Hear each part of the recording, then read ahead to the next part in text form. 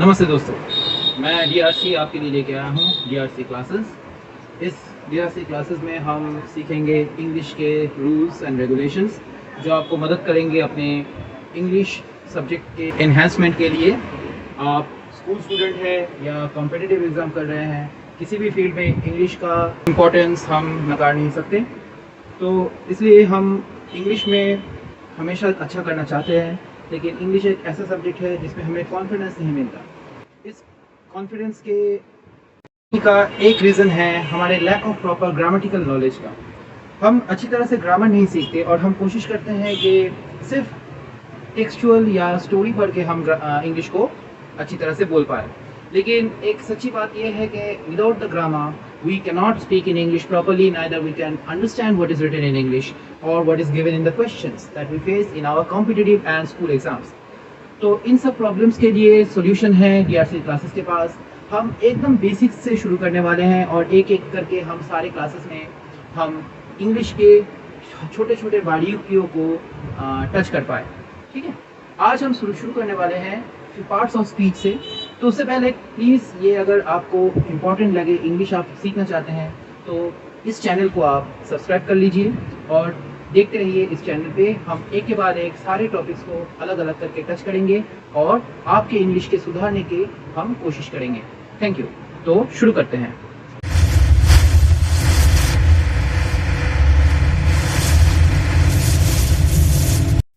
तो आज पहले हम शुरू करेंगे पार्ट्स ऑफ स्पीच से। तो पार्ट्स ऑफ स्पीच, इंग्लिश के पार्ट्स ऑफ स्पीच मतलब हम 8 टॉपिक के बारे में बात करते हैं।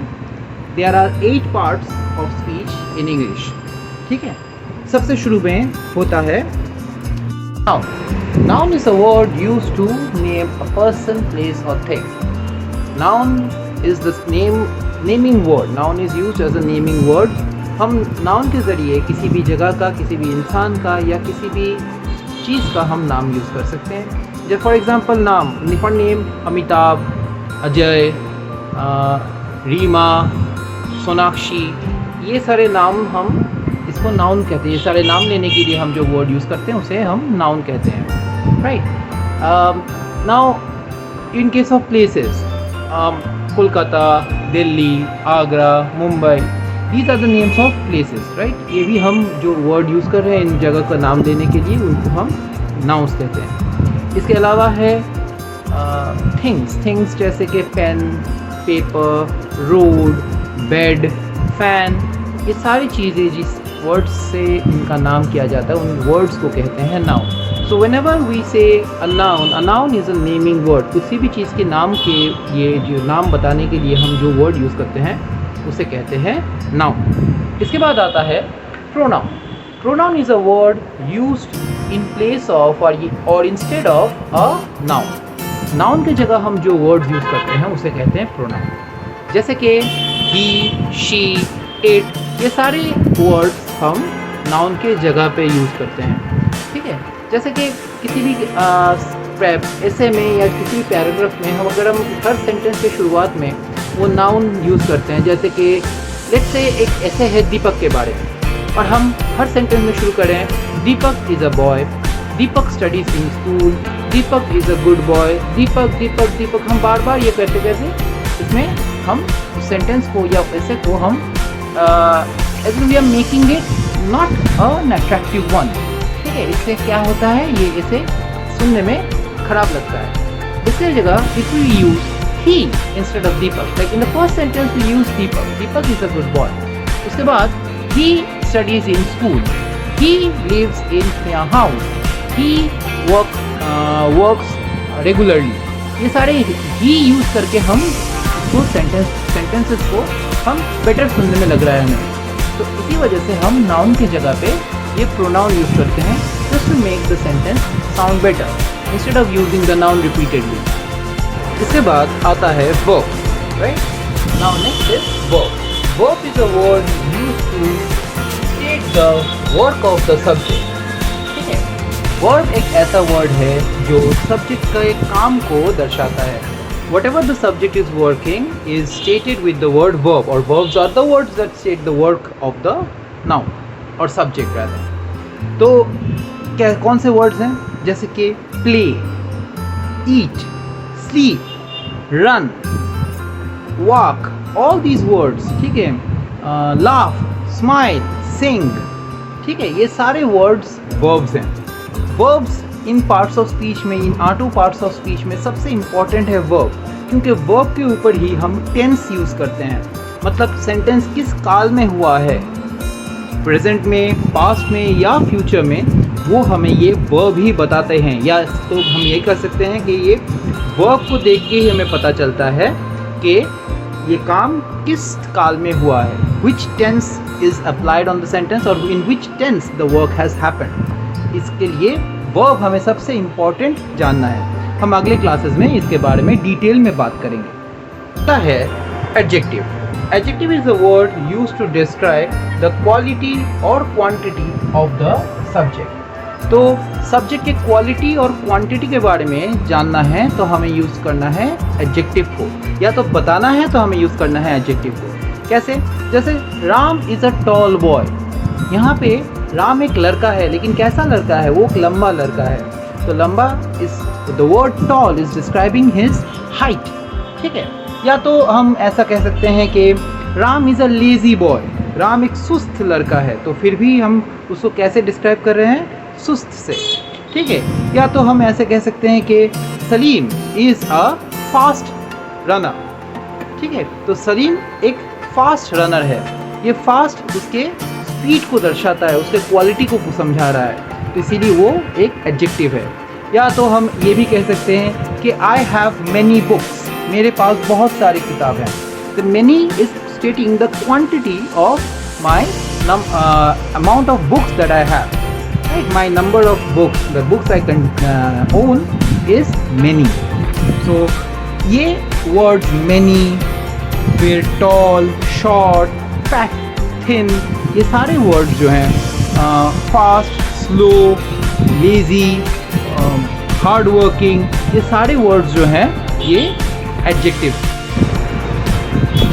इसके बाद है adverb. Adverb is a word used to state और describe a verb, an adjective और अनदर एडवर्ब। तो एडवर्ब एक ऐसा वर्ड है जो इसको डिस्क्राइब करता है, एक वर्ब को डिस्क्राइब करता है, और एक एडजेक्टिव को भी डिस्क्राइब करता है, और दूसरे एडवर्ब्स को भी डिस्क्राइब करता है। कैसे? हम एग्जाम्पल से यूज़ करके समझेंगे। पहले तो हम एक एग्जाम्पल लेते हैं। सीमा सिंग्स मेलोडियसली। सीमा बहुत बेहतरीन गाती है। Melodiously is describing her way of singing. उसकी जो सिंग करती है वो कैसी करती है? मेलोडियसली। या तो हम दूसरे भी वर्ड यूज़ कर सकते हैं, स्वीटली, ठीक है। तो मेलोडियसली हम ये वर्ड यूज़ कर रहे हैं सिंग को डिस्क्राइब करने। यहाँ पे सिंग है एक वर्ब और उसको डिस्क्राइब कर रहा है मेलोडियसली। एक और एग्जांपल हम लेते हैं। मोहन इज़ वेरी फास्ट, ठीक है। Mohan is very fast. Mohan कैसा है? बहुत तेज़ है। So here the word fast is describing Mohan. So fast is an adjective and the word very is describing fast. मतलब फास्ट जो है वो मोहन को डिस्क्राइब कर रहा है, इसलिए फास्ट बन रहा है एडजेक्टिव। और ये वेरी फास्ट को डिस्क्राइब कर रहा है, मतलब उस एडजेक्टिव को डिस्क्राइब कर रहा है, कितना फास्ट है, वेरी फास्ट है। तो इसीलिए वेरी है एक एडवर्ब। तो दोनों में एक एडजेक्टिव को फास्ट ने, इन दूसरे सेंटेंस में एक एडजेक्टिव को फास्ट ने डिस्क्राइब कर दिया। तो इसका मतलब है फास्ट है एक एडवर्ब जिसने एक एडजेक्टिव को डिस्क्राइब किया। अभी हम तीसरा एग्जाम्पल देखते हैं। Mohan drives very fast. Mohan drives very fast. यहाँ पे वो फास्ट जो है वो ड्राइविंग को, मोहन के ड्राइविंग को डिस्क्राइब कर रहा है। मोहन की ड्राइविंग मतलब ड्राइव है वर्ड को डिस्क्राइब कर रहा है फास्ट। तो फास्ट बन गया एक एडवर्ब। और उसके पहले हमने एक और वर्ड लिखा है वेरी। तो वेरी फास्ट मतलब उस एडवर्ब को कितना फास्ट है? वेरी फास्ट है। एडवर्ब को भी डिस्क्राइब कर रहा है ये वर्ड वेरी।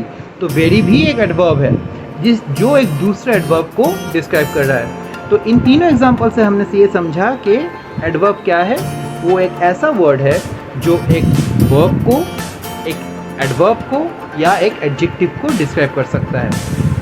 उसके बाद आता है प्रीपोजिशन। प्रीपोजिशन क्या है? Preposition are words used to describe the position of nouns, pronouns with respect to other nouns or pronouns। मतलब प्रीपोजिशन एक ऐसा वर्ड है जो दो नाउन के बीच के पोजीशन को या दो नाउन एक दूसरे के रिस्पेक्ट में कहाँ हैं ये समझाता है। जैसे example, the ball is under the bed. यहाँ पे बॉल का पोजीशन है बेड के नीचे। या तो the dish is on the table, एक डिश टेबल के ऊपर है, ठीक है। या the camera is in front of me, मतलब ये जो कैमरा है मेरे सामने है। तो ये इन सारे एग्जांपल्स में हम देख रहे हैं कि यहाँ पे दो नाउन्स हैं, या तो हम कभी भी दो प्रोनाउंस या एक नाउन या प्रोनाउन भी हो सकता है। Like Ram is standing in front of him, ये हिम कोई और एक आदमी है, उसके सामने राम खड़ा है। तो इन सारे एग्जांपल्स में दो नाउन्स या प्रोनाउंस के बीच में या उनके बीच में जो पोजीशन है एक दूसरे के रिस्पेक्ट में, हम वो पहचान रहे हैं प्रीपोजिशन के मदद से। प्रीपोजिशन मतलब जैसे कि in, under, above, over, beside, before, in front, behind, ये सारे वर्ड्स जो हैं ये प्रीपोजिशन के अंडर आता है। हम ये वर्ड्स हमेशा यूज़ करते रहते हैं, ये सभी प्रीपोजिशन हैं। इसके बाद आता है conjunction. Conjunction words used to join clauses or phrases to form sentences। ठीक है, clauses और phrases। clauses मतलब एक ऐसा पार्ट सेंटेंस का जिसमें सब्जेक्ट भी है, वर्ब भी है और ऑब्जेक्ट भी है। ठीक है, ये ज्वाइन करने के लिए हम जो वर्ड्स यूज़ करते हैं उसे कंजंक्शन कहते हैं। कंजंक्शंस के एग्जांपल्स हैं and, but, so, because, then, yet, okay, therefore, ये सारे वर्ड्स कंजंक्शंस हैं। ये क्या करते हैं? ये दोनों दो क्लॉजेस या दो फ्रेजेस को ज्वाइन करते हैं। जैसे example, Ram is a good boy, Shyam is a bad boy. यहाँ पे दो, वैसे तो इन दोनों को अलग अलग से सेंटेंस कह सकते हैं, लेकिन अगर इन दोनों के बीच में मैं एक बट दे दूँ, Ram is a good boy but Shyam is a bad boy, तो ये दोनों अलग अलग सेंटेंस के बजाय ये दोनों क्लॉजेस बन जाते हैं और ये दोनों जॉइन हो जा रहे हैं उस बट के वजह से, और ये टोटल बन जा रहा है एक single sentence, Ram is a good boy but Shyam is a bad boy. तो ये है कंजंक्शन का फंक्शन, वो दो क्लॉजेस को जॉइन करता है और उसको एक सेंटेंस बनाता है। आखिर में है interjection. Interjections are words used to express a strong emotion। Interjections ये वो words हैं एक strong emotion को दर्शाता है। Strong emotions जैसे कि alas या oh या ouch या तो hooray, जैसे एक सेंटेंस है hooray India won the T20 World Cup। यहाँ पे hooray जो है वो एक exclamatory word है, एक strong emotion है। गीत के बाद जो अंदर से एक स्ट्रॉन्ग इमोशंस आ रहा है उसको एक्सप्रेस करने के लिए हम हुर्रे वर्ड यूज़ कर रहे हैं। ये सारे वर्ड्स जो इंटरजेक्शन में यूज़ होते हैं ये सारे एक्सक्लेमेटरी वर्ड्स हैं, मतलब इनके बाद एक एक्सक्लेमेटरी साइन बैठता है जो दर्शाता है कि ये बहुत स्ट्रॉन्ग इमोशंस को एक्सप्रेस कर रहे हैं। ठीक है, तो दोस्तों ये है हमारे 8 parts of speech: noun, pronoun, verb, adjective, adverb, preposition, conjunction and interjection. ये 8 पार्ट्स ऑफ स्पीच, हमारे सारे जो सेंटेंसेस हम लिखते हैं, हम जो सारे वर्ड्स यूज़ करते हैं एक सेंटेंस में, वो सारे ये 8 पार्ट्स ऑफ स्पीच से ही आता है। इसके अलावा हम आर्टिकल्स यूज़ करते हैं जो हम क्लासेस में डिस्कस करेंगे। साथ में हम वर्ब्स, पर्सन्स, सारे पार्ट्स ऑफ स्पीच के specific part, sentence construction, sentence type, ये सब हम एक के बाद एक आगे सीखते रहेंगे। तो आज के लिए इतना ही दोस्तों। Please subscribe to my channel for further classes, और इंग्लिश को हम इसी तरह से धीरे धीरे सीख जाएंगे। Thank you friends, bye bye.